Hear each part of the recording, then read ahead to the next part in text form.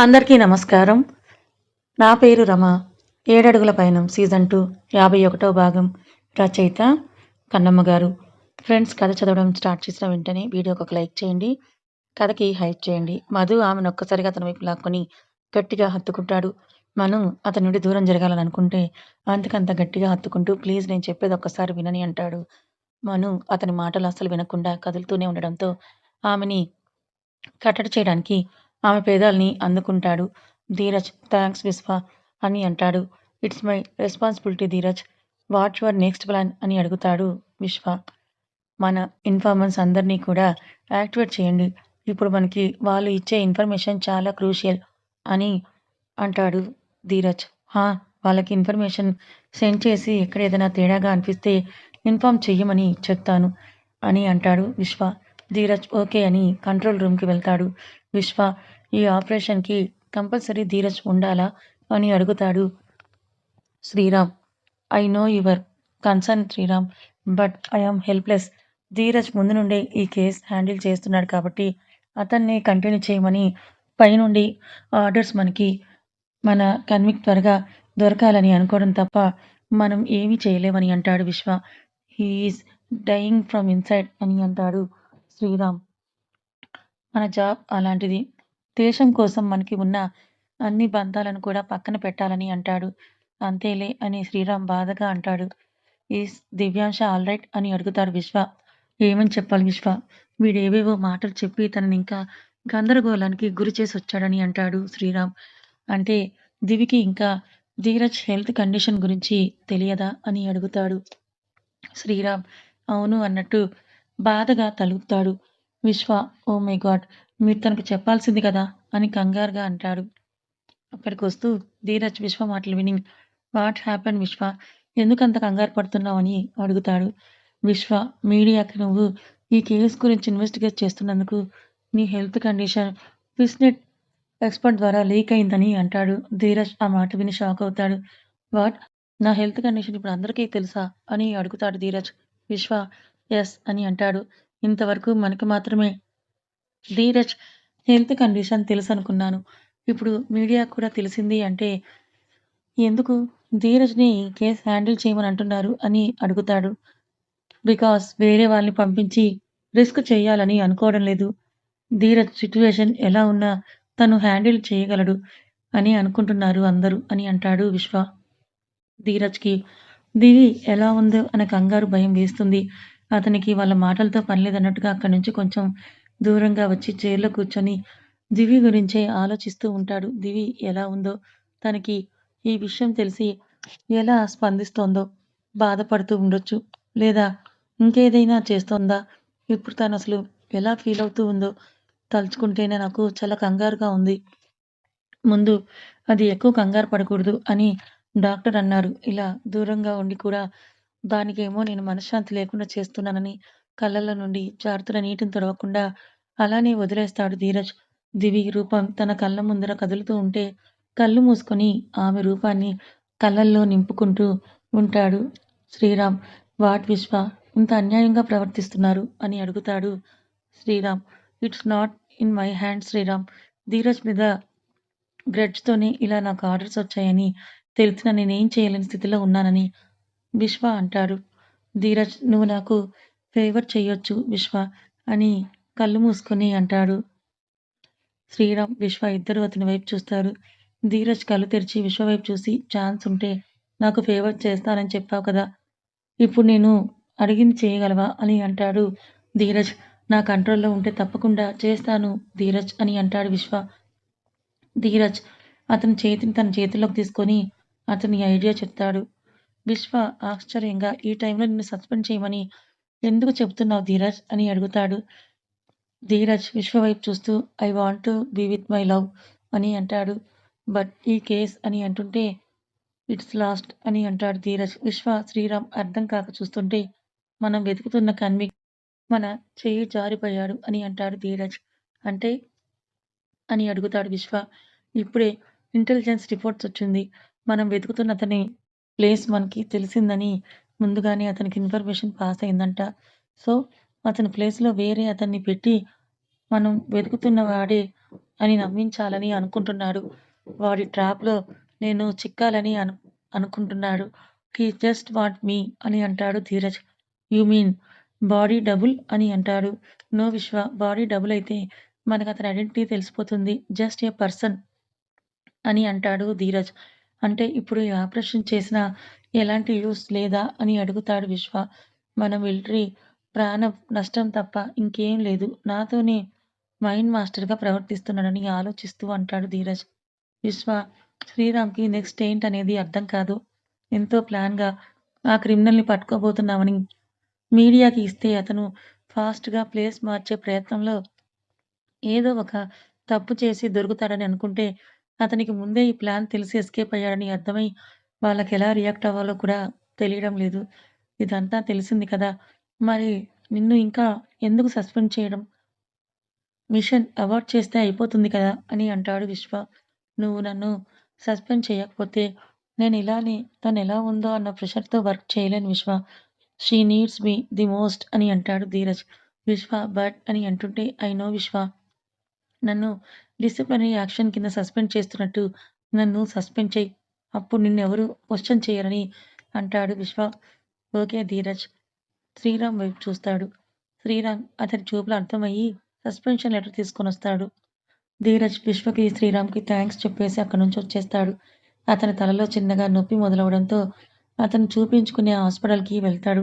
Doctor ధీరజ్‌ని check చేసి ధీరజ్ నువ్విలా నిర్లక్ష్యంగా ఉండడం మంచిది కాదని అంటుంది. What happened doctor? రిపోర్ట్స్ అంతా ఓకే కదా? అని అడుగుతాడు Dheeraj. No Dheeraj, it's not okay. నువ్వు నీ సిట్యుయేషన్‌ని చాలా సింపుల్‌గా తీసుకుంటున్నావు. నువ్విలా ఉంటే నీ బ్రెయిన్‌లో బ్లడ్ లీక్ అవుతుంది. నేను చెప్పినట్టుగా నువ్వు హాస్పిటల్‌లో జాయిన్ అవ్వడం మంచిదని సీరియస్‌గా అంటుంది డాక్టర్. ధీరజ్ నవ్వుతూ నేను బ్రతకడానికి ఛాన్స్ ఉంటే మీరు చెప్పినట్టుగా హాస్పిటల్‌లో జాయిన్ అయ్యేవాడిని. కానీ ఛాన్స్ లేదని నాకు తెలుసు. ఇంకా హాస్పిటల్‌లో ఉన్న కొద్ది రోజులు కూడా హ్యాపీగా నా వైఫ్‌తో ఉండకుండా ఇలా మెడిసిన్స్, డాక్టర్స్ అంటూ ఉండలేను అని అంటాడు Dheeraj. Doctor Dheeraj it's not good అని సీరియస్‌గా చెప్తుంటే సీత ప్లీజ్ స్టాప్ దిస్. నాకు టాబ్లెట్స్ ఇస్తే ఇవ్వు. Or else I will leave అని అంటాడు ధీరజ్. అన్నయ్య ప్లీజ్ అర్థం చేసుకో. ఒక డాక్టర్‌గా కాకుండా నీ సిస్టర్‌గా చెప్తున్నానని సీరియస్‌గా చెప్తుంటే వినడం లేదని మెల్లిగా చెప్తుంది సీత, శ్రీరామ్ భార్య. ధీరజ్ నవ్వుతూ నువ్వెంత చెప్పినా నేను వినను అని చెప్పి వెళ్ళిపోతుంటే అన్నయ్య ఆగు. కనీసం హెడేక్ రాకుండా టాబ్లెట్ ఇస్తానని చెప్పి ధీరజ్‌కి మెడిసిన్స్ ఇస్తుంది. అద్దు రూమ్‌లో డల్‌గా ఉండడం చూసి ఏమైందద్దు అని ఆమె పక్కన కూర్చొని అడిగాడు అద్విక్. అద్దు ఏం లేదు బావ అన్నట్టు తలూపుతుంది.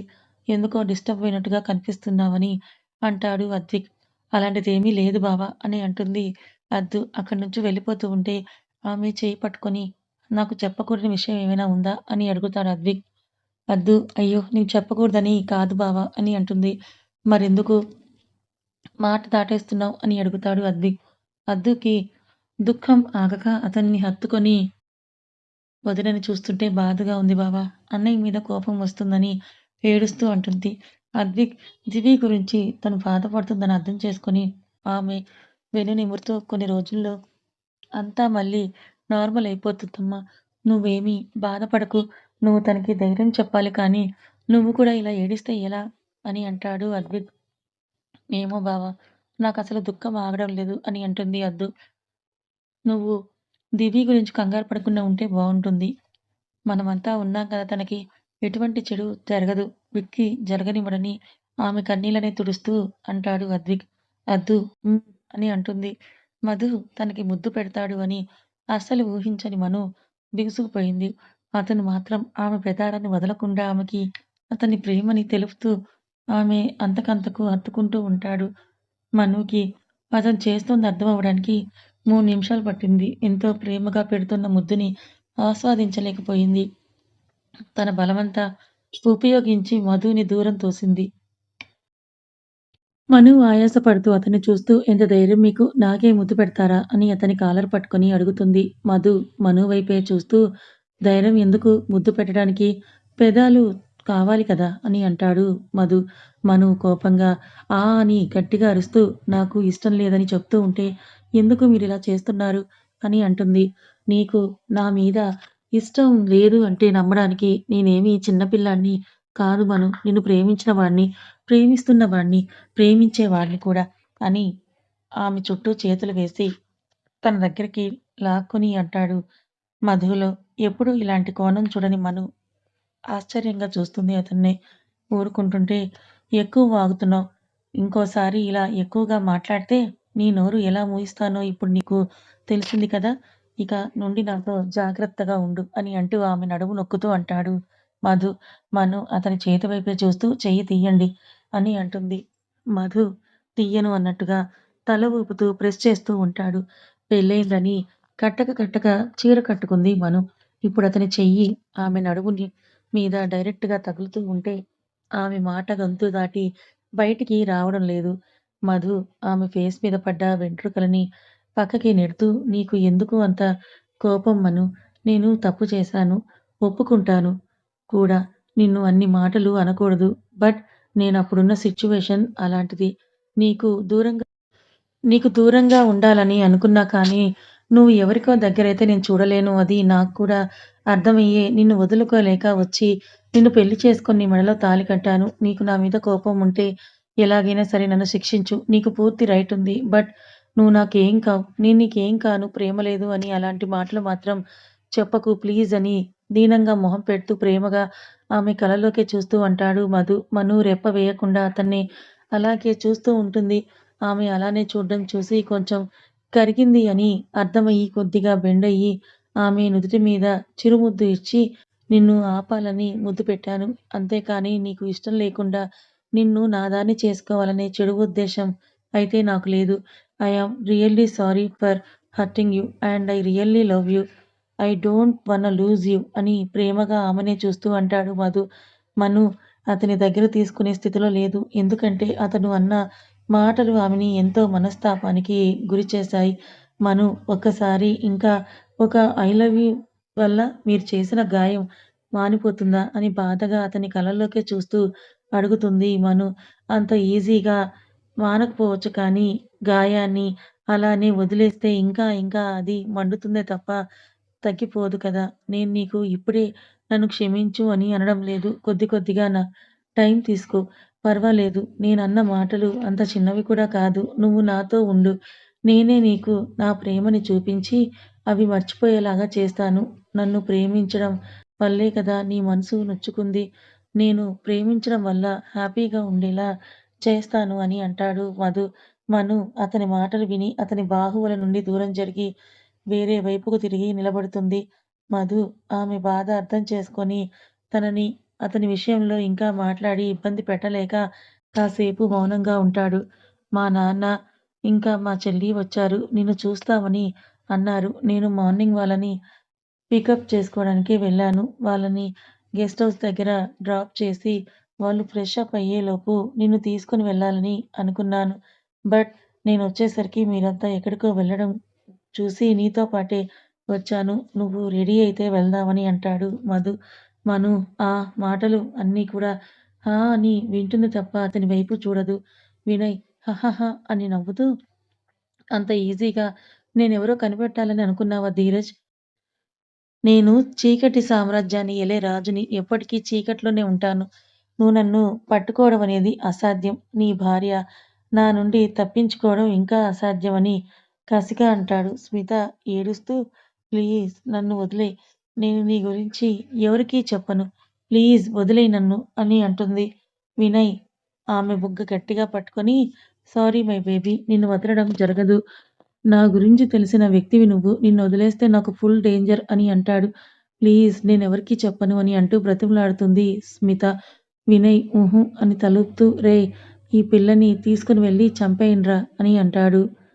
అలాగే బాస్ అని అంటూ ఒక రౌడీ ముందుకు వచ్చి ఆమె కాళ్ళు, చేతులు కట్టేసి ఉన్న స్మితని అలాగే తీసుకెళ్ళి ఉంటే రేయ్ ఆగండ్రా అని అంటాడు వినయ్.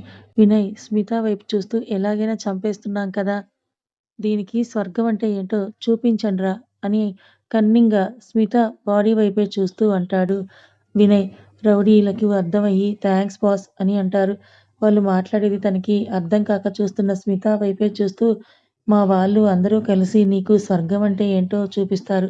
చూసి హాయిగా చచ్చిపో అని ఆమెని విసురుగా తోసి అక్కడి నుంచి సిగరెట్ తాగుతూ నవ్వుకుంటూ వెళ్ళిపోయాడు వినయ్. రౌడీ రేయ్ ఎవడ్రా ఫస్ట్ అని అంటాడు. నేను నేను అని అంటూ ఎగబడుతూ స్మితని ఘోరంగా అనుభవిస్తారు ఆ రౌడీలంతా. ఆమె వాళ్ళు చేసే టార్చర్‌ని అనుభవించలేక చచ్చిపోయినా కూడా తన బాడీతో ఇష్టం వచ్చినట్టుగా ఆడుకుంటారు వాళ్ళు. ఆమెని అక్కడే దగ్గరలో ఉన్న ఫారెస్ట్‌లో పూడ్చిపెట్టడానికి తీసుకొని వెళ్తారు. మను, మధు, విక్రమ్ వాళ్ళకి చెప్పి ఈవినింగ్ అరుణ వాళ్ళ దగ్గరికి బయలుదేరతారు. మను కార్‌లో సైలెంట్‌గా ముభావంగా ఉండడం చూసి మను అని పిలుస్తాడు మధు. మను అతని వైపు చూస్తూ ఏంటి అన్నట్టు చూస్తుంది. ఏదైనా మాట్లాడొచ్చు కదా అని అంటాడు మధు. నేను సైలెంట్‌గా ఉండడమే బెటర్ మధు గారు అని సీరియస్‌గా అంటుంది మను. సారీ చెప్పాక కూడా ఇంకా ఎందుకు అంత సీరియస్‌గా ఉంటావని అడుగుతాడు మధు. మీకు చెప్పినా అర్థం కాదులెండి అది. నా మనసుకి అయిన గాయం మీకు ఒక సారీతో తీరిపోయేది కాదు, మాసిపోయేది కాదు అని అంటుంది మను. అలాగని అలాగే కోపంగా అసలు తగ్గకుండా ఉండదు కదా! నాతో మాట్లాడుతూ ఉండు.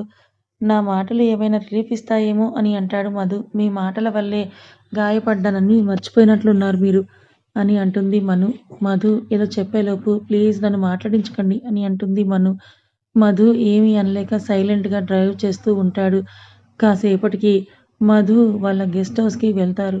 వాళ్ళ కార్ ఎప్పుడొస్తుందా అని ఎదురు చూసిన అజిత వాళ్ళు రావడం చూసి వాళ్ళని వెల్కమ్ చేయడానికని హారతి రెడీ చేస్తుంది. మను, మధు ఇద్దరూ కూడా లోపలికి అడుగుపెడుతుంటే ఆగండి ఆగండి అని అంటుంది అజిత. మను, మధు ఇద్దరూ కూడా ఎందుకు అన్నట్టుగా తనని చూస్తే కొత్త జంట కదా!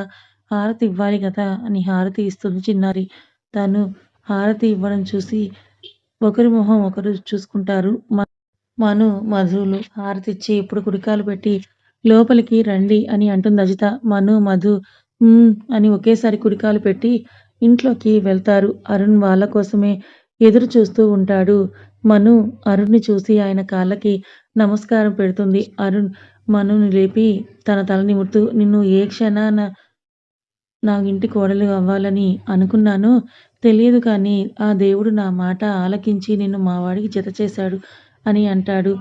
మను అరుణ్‌ని తన కోడల్ని చేసుకోవాలని అనుకున్నారా అన్నట్టుగా ఆశ్చర్యంగా చూస్తుంది.